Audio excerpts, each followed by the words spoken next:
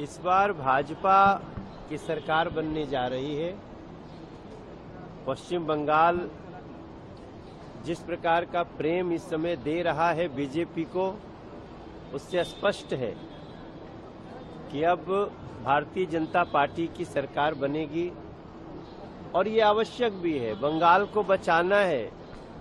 बंगाल जिनके हाथों में पिछले 10-15 साल से है, उन लोगों ने बंगाल की अस्मिता को तार-तार कर दिया है। भाजपा आश्चर्य।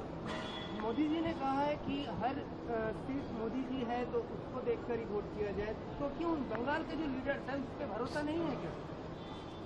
मोदी जी हमारे लीडर है और मोदी जी की पॉलिसी के कारण ही आज इस देश में आप देखे होंगे कि चाहे हाईवे की बात हो, नदियों पे पुल की बात हो, गरीब तक सुविधा पहुंचने की बात हो, लोगों के सुरक्षा की बात हो, युद्ध के समय में भी भारत में डीजल पेट्रोल नहीं बढ़ा।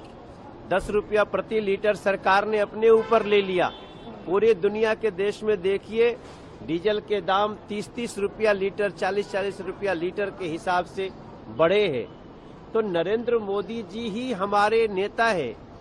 जब उनके नेतृत्व में जब बंगाल आएगा तो मैं विश्वास दिलाता हूं, माँ, माटी, मानुष सबको जो खुशी होने वाली है उसका हम अन्य राज्यों में एग्जाम्पल दे चुके हैं।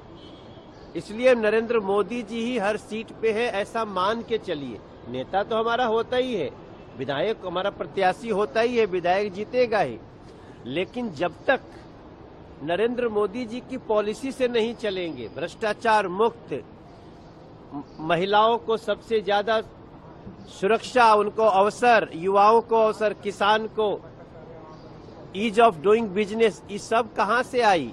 ये सब तबे हुई जब नरेंद्र मोदी जी के हाथ में कमान जाए। ममता बनर्जी कह रही है कि बीजेपी आने के बाद पश्चिम बंगाल को 3 राज्यों में, 3 हिस्सों में बांटा जाएगा। ये बीजेपी का एक प्लान है। बीजेपी पहली बार तो किसी राज्य में नहीं आएगी। आज 21 राज्य में बीजेपी है और वो सारे राज्य पश्चिम बंगाल के आर्थिक स्थिति से बहुत आगे चल रहे हैं, जहां सबका साथ सबका विकास है।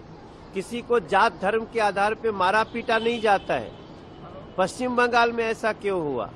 इसलिए मैं आपको बताता हूं कि भाजपा आएगी तो न सिर्फ बंगाल का विकास होगा बल्कि पूरे देश की सुरक्षा भी बढ़ेगी। इसकी टीएमसी